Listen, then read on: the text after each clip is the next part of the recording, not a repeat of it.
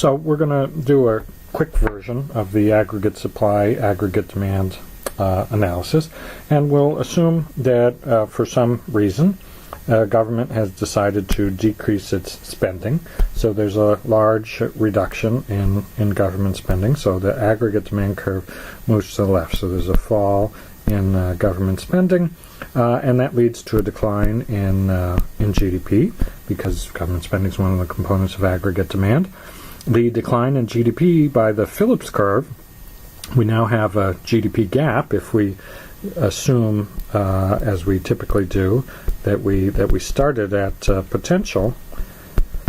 So that's GDY potential. So if we started at potential, we now have GDP level lower than that. So we have a GDP gap, and so inflation also falls because GDP is now lower than potential. So inflation falls from its earlier level down to a lower level.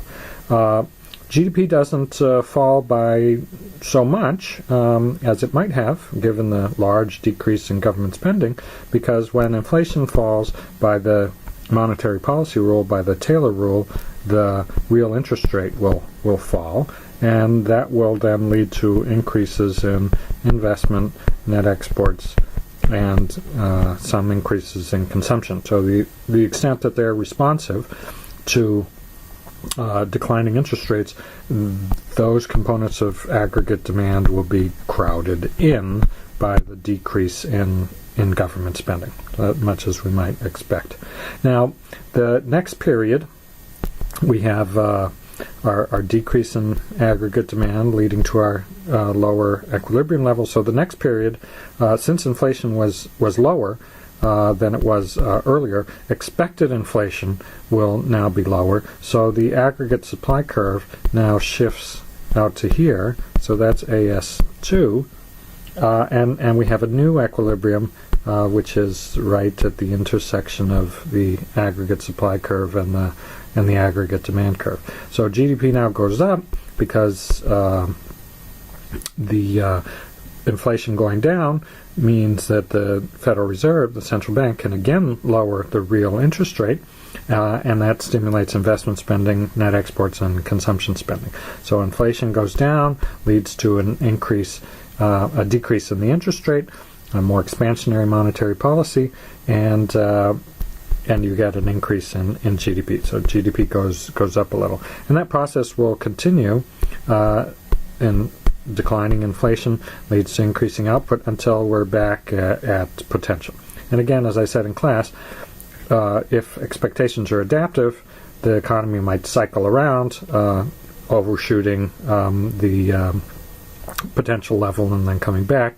If expectations of future inflation are rational, then the economy would move quickly to the new lower level of inflation and back at the same original level of GDP. And that's the basic sort of very short version of aggregate supply, aggregate demand analysis. Let's maybe take another look at some other thing that we might think about.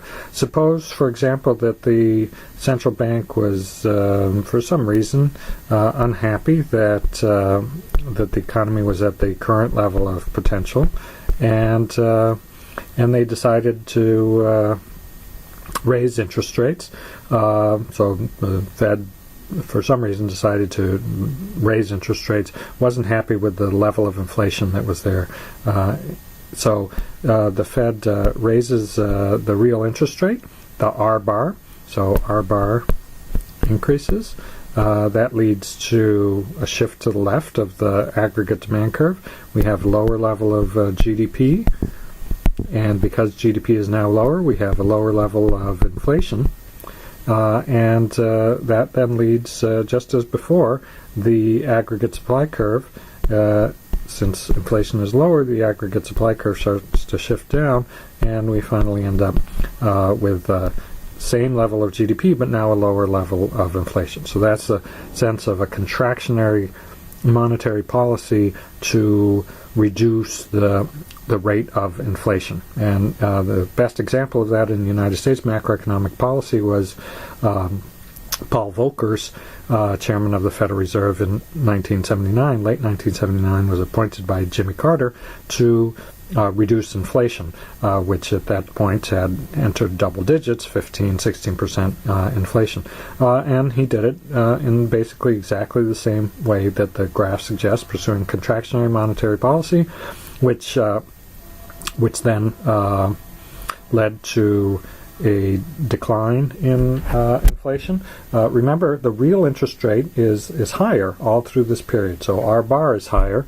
So when the Fed first raises R bar, the real interest rate then is higher that period. That's why the aggregate demand curve shifts to the left. Then, as inflation goes down, the Fed can lower the real rate of interest is the policy rate, right? Remember that the real rate of interest has two components, R bar, and then the component that reacts to inflation. So as inflation falls, the real interest rate then can fall. So that's the basic gist of the aggregate supply, aggregate demand for changes in government spending and for changes in monetary policy.